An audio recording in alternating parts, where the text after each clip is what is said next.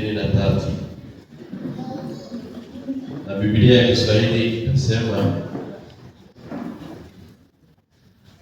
lakini ikilugha inasema kandi Imana iravuga iti si vyiza ko uyu muntu aba wenyine, reka muremere umufasha ukwiye.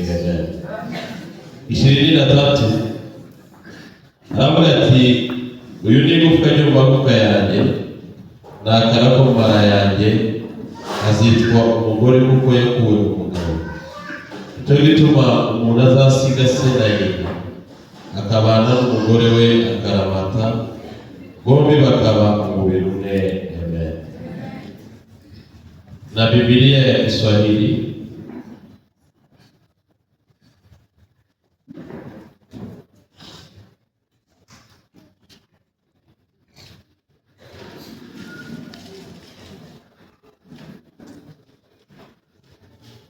nasema, Bwana Mungu akasema, si vema mtu awe peke yake, nitamfanyizia msaidizi wa kufanana naye.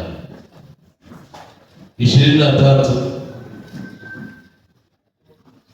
Adamu akasema, sasa huyu ni mfupa katika mifupa yangu na nyama katika nyama yangu, basi ataitwa mwanamke, kwa maana ametwaliwa katika mwanaume.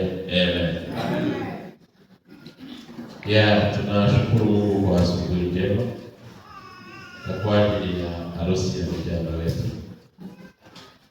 Leo tuko hapa kwa ajili ya agano ama agano ya wawili ambalo Biblia inaita ahadi. Ahadi ni tofauti sana na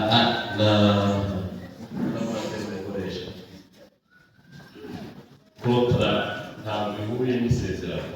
Bibiri ikoresha ijambo isezerano. Uyu munsi turi hano leo tuko hapa kwa ajili ya ahadi ya hawa wawili. Hawa wawili walikubaliana wakati sisi hatukuwepo, lakini leo tumekuja ili tuwe mashahidi mbele za Bwana. Na katika hili patano lao ni patano la Biblia. Iyo Biblia ivuga ko kontra, mundi miyabumva kontra. Kontra ni ijambo n'ubwemezanye bw'abantu babiri cyangwa barenga hagati y'amategeko. Iyo niyo kontra.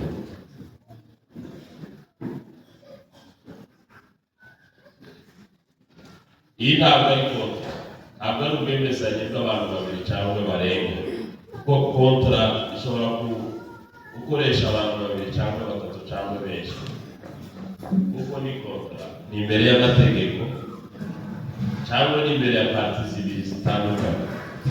Icya kabiri kuri kontra ishingiye ku nyandiko cyangwa ku magambo. Icya gatatu kuri kontra ishingira ku burenganzira, aho abantu bavuga ngo uyu nari mu burenganzira tuzatandukana, uyu nampereza mu burenganzira tuzakomezanya. Iyo ni kontra. Igashingira kandi nanone ku bikorwa. Iyo ibikorwa bitubahirijwe neza, kontra ishobora kurangira igasubira igashingira ku nyungu.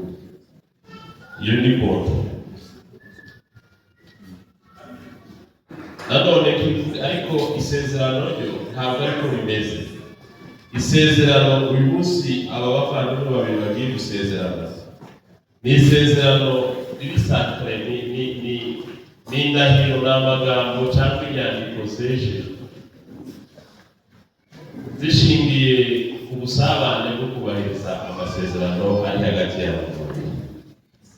Icya kabiri, iri sezerano riri hagati y'umugabo n'umugore ni risaba ubwitange ndetse rigasaba n'ubwizere, kudahemuka, ubunyangamugayo, kandi umuntu ubareba wese Imana. Uyu munsi turi hano kubera isezerano pana kontra. Nukuvuga ngo iki kintu tugiye gukora si ikintu kizashira. Iki ikintu kizabatandukanya n'ubundi. Nta muntu ugomba kuririra inyungu ze bwite, nta muntu ugomba kubivamo ngo akazi ke gakorewe neza, nta muntu ugomba kubivamo ngo mu nyungu zose yashakaga, ahubwo buri wese asabwa kugira ubwitange bwe mu gukorera mugenzi we, agasubira akagira ubwizerwa bwe kugira ngo yubahishe mugenzi we. Urugo rwizerwa kandi icyizere. Uyu munsi uyu mushiki wacu n'uyu musore bagiye kurahira, unararahira ko azaba umwizerwa kuri mugenzi we kugeza apfuye, unararahira ko azaba umwizerwa kuri mugenzi we kugeza bamushinga. Kandi niba batazubahiriza, Imana izamuhamya hagati yabo. Hari abagabo benshi bananiwe kuba bizerwa ku bagore babo, n'abagore benshi bananiwe kuba abizerwa ku bagabo babo. Imana izabahamya. Muri Maraki haravuga ngo Imana irabashyigikira. Ubuhemu bwanyu mwahemukiye abagore bo mu buto bwanyu, Imana irabubashyigikira. Kirimo kuvuga kuri iri jambo rya isezerano.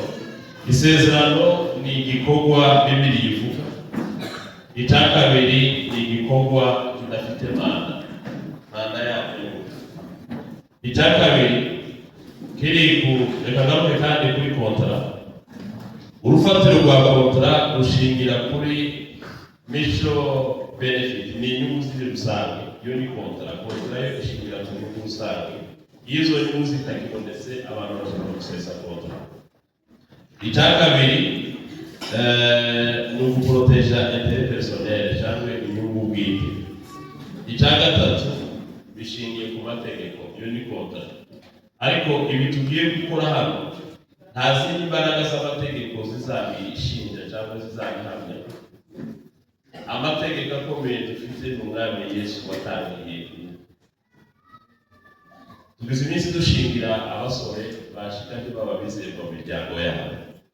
Ariko ndagira ngo babwire ngo imbaraga z'umukozi pasiteri wagushingiye, uzumva ko Yesu ubwiwe ari we wagushingiye urugo. Uzumva ko Yesu ubwiwe ari we wagushingiye umugabo, utinye guhemuka.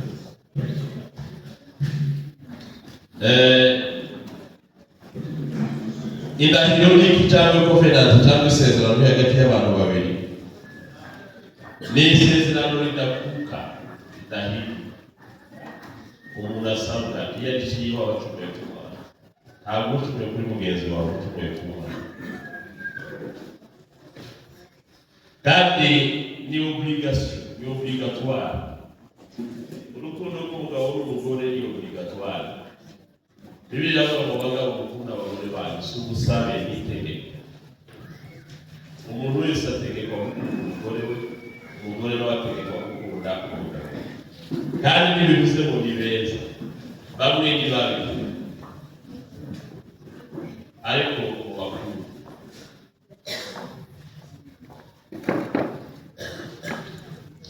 Urugo rwa Gikristo Bibiliya ivuga nk'iki, nkaho ndi buri munsi, ariko sintiye gusa rero mfite byinshi kuko abajyantu hagati arifuza kubaganirizaho gato. Urugo rwa Gikristo Bibiliya ivuga nk'iki. Bibiliya ivuga nk'umushinga w'Imana ubwayo, ntabwo ari abantu, n'Imana ubwayo. Hariya twasomye ni igitekerezo cyavuye mu mutwe w'Imana ubwayo. Iravuga ngo si byiza ko umuntu aba wenyine. Ntabwo ari umuntu wabitekereje. Adamu si we wavuze ngo ndarambiwe kuba shenyine. Oya, Imana niyo yavuze ngo si byiza ko umuntu aba wenyine. Ni igitekerezo gikomoka mu mutwe w'Imana ko umuntu atagomba kuba wenyine, ahubwo igomba kumuremera gufasha umubiri. Nicyo gituma hari imyaka umuntu agomba kugeramo agashaka. Buriya ndashidikanya umuntu w'umusore afite, Bibiliya ntizi tubwira imyaka Adamu yari afite nk'Imana ishingiye. Ariko ndagira ngo igihe umuntu amaze kugira ubwenge akagira sanse zikora, umuhungu nawe utari igihugu ufite amaboko agomba gushaka. Buri muntu ufite imyaka 25 tubanze gushaka aba ari gito, akwiye gushaka akagira uruhu. Biraba gusa byiza ko umuntu aba wenyine. nari mbabwiye ko Imana ubwayo niyo yatangiye igendereye ibintu bitatu by'ingenzi kugira ngo itwigishe gukunda, itwigishe ubumwe, itwigishe n'ikintu cyitwa gusabana. Nicyo cyatumye Imana itanga umugore w'umuntu cyangwa umugabo w'umuntu niwe muntu akunda cyane, niwe muntu bagirana ubumwe cyane, ni nawe muntu bagomba gusabana cyane. Ariko ibi tugenda tukica hato na hato, asanga umuntu ntasabana n'umugore we, umuntu ntakunda umugore we, asanga umuntu yubahiriza abagore b'abandi ufite uko yubahiriza umugore we.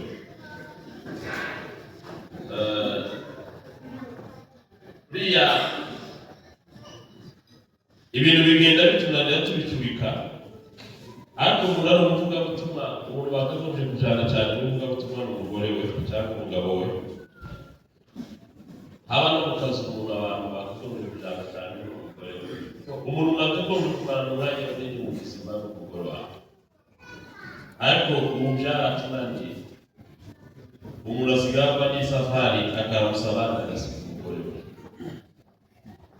Ariko n'ikindi kiba tugize imbaraga, ariko kuriya mutusi wa bibiri umuntu agomba gusabana n'abakozi abandi umufasha.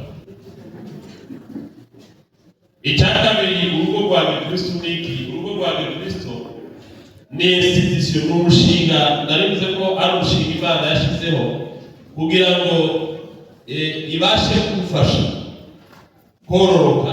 Icya kabiri, ibashe kugufasha kugira urubyaro rwiyubaka. Imana yaduhaye abana, Imana yaduhaye abagore kubera ko ishaka ko tubyara abana. Urakubwira ijambo, umuntu niba adafite kondisiyo medikale zimubuza kubyara, agomba kubyara. Bibiliya iravuga ngo mugende mubyare mwororoke. Zimwe mu nshingano zatumye abantu bashaka bagashakwa no kugira ngo babyare, ariko Satani yateye abantu. Abagore basigaye banga kubyara, ngo babyakanga kose. Ntabwo nk'amapepo yateye, kandi byose bareke tugende dusubire mu miryango yacu, tuyubake neza mu buryo bwa Gikristo. Kuko Bibiliya iravuga ngo iyo Uwiteka atari bubaka urugo, abubatsi bagapfa n'ubusa. Iri jambo kugupfa n'ubusa si ugusenyuka. Hari umuntu ushobora kuruha kugeza apfuye, ariko agasanga atarubatse urugo mu bushake bw'Imana, kandi yarubatse ntabwo atari akigura ngo adatandukana n'umugore n'umugore ari mubi, ariko bagasazana batarubatse mu bushake bw'Imana.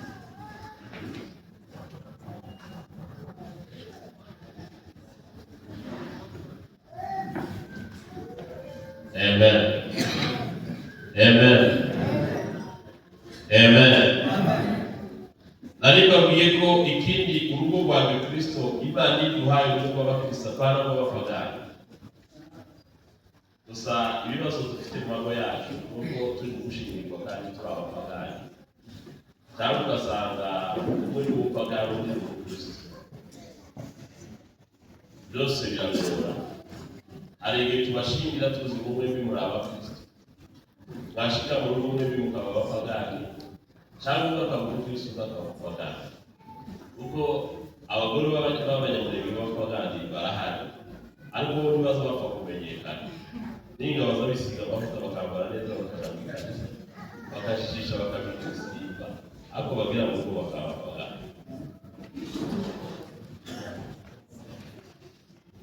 Noneho tukaza dutangazwa n'ukuntu ingo z'abakristo zifite ibibazo, ariko ntitumenye ko umwe mu rugo ni umupagani cyangwa bombi ni abapagani.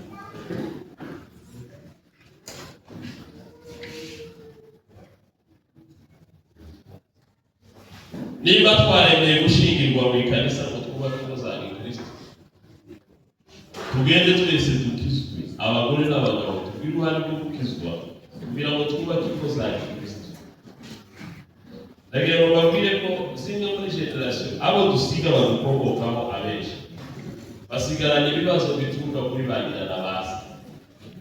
Kuko umuntu ashobora gushaka ugasanga abana yazanye mu isi barananiranye, kubera nyina wabareze cyangwa se wabareze. Rimwe mu byo umuntu ashobora kuragwa n'umubyeyi, icya mbere ni umuvugo cyangwa umugisha. Icyo ni umuntu uravuga ku babyeyi, ni umuvugo cyangwa umugisha. Undi murage wa kabiri uva ku babyeyi ni morphology, kuko umuntu arasa, abana bakura amaraso ku babyeyi. Icya gatatu umuntu akura ku babyeyi ni ukubaha Imana cyangwa gukorera Satani. Usibye Imana yongirira umuntu bikamurokora. Hakurya yakuye Lot i Sodoma, igakura Nowa mu kinyejana cyangirize.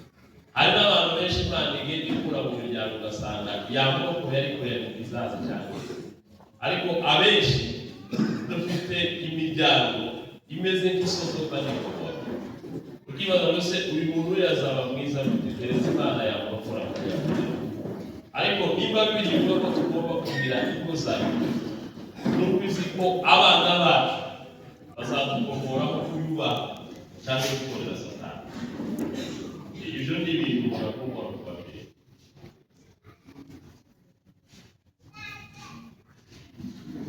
Ndagusoza nari kuvuga ko kuzanga Kristo.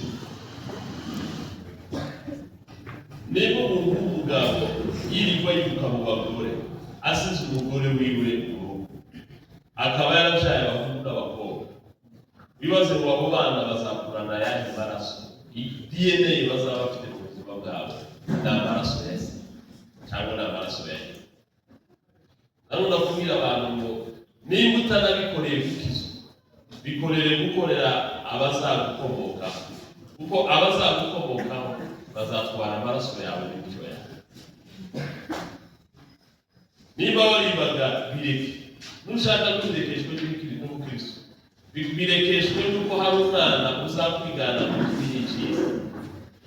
Niba warasindaga ugataha mu rugo urwana utukana, ukava mu muhanda ukarenguye n'uruzigihugu, nushaka kubirekeshwe n'Umukristo, birekeshwe nuko ufite umwana uzigana se cyangwa akigana nyina. Umwana uhetse ugiye kwiba akura na wa muntu, nubwo utamwigisha mu mwana waje kwiba ni byiza. So umuntu ufite abana, ufite urubyaro, ufite abazamukomokaho, azayirinda guhemuka, kuko ibyo dukora ni imbuto z'abadukomokaho.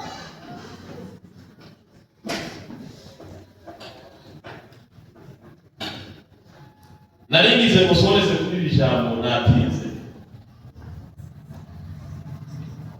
Ubukristo bwacu busaba ubumwe.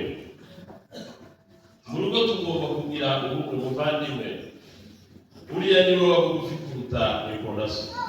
Bibiliya ivuga ngo umuntu azasiga se na nyina. Ijambo gusiga so na nyoko si uko utazongera kubasura, ariko ubasiga mu marangamutima no mu mwuka, ukagira ikintu cyitwa independence. Independence ni iki? Ni ubwigenge ku marangamutima yawe, ni ubwigenge mu buzima bwawe bw'ubu. Ugiye guforma isi yawe y'umwuka wewe n'umugore wawe. Iyo si yawe y'umwuka wewe n'umugore wawe, Imana izakumva kuko ubanye neza n'uriya mugore.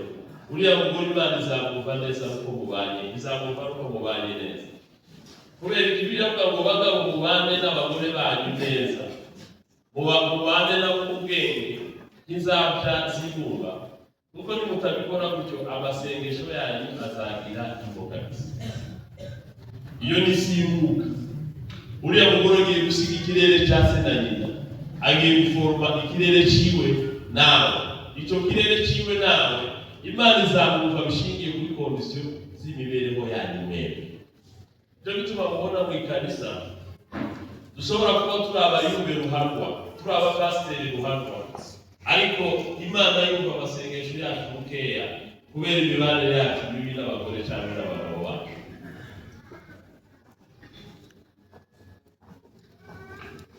Biravuga ngo mubane n'abagore banyu neza mu bwenge kugira ngo amasengesho yanyu azagira ikorwa. Ikindi kandi leta y'amarangamutima, uriya ukwiye kwa se na nyina. Kuvuga ngo umuntu muzishimana mukababarana n'uwiteka ryose. Uriya niwe mugore wawe wabaye umugabo. Ube muri bya bindi ngo bashagazi bavuze umugore wawe n'umuto, unyuko yakubwiye ufite umugore, unyuko yakubwiye ngo agakobwa wazanye, uyu uzamubona nk'umugore wawe, ariko nyuko na so n'abavandimwe bazamubona nk'umwana w'abandi. Uzige kumukodesha mu rugo. Iyo umuntu aje mu rugo rutari urwawe, wewe waba ari umugore wawe, ariko kuri nyuko na so n'abavandimwe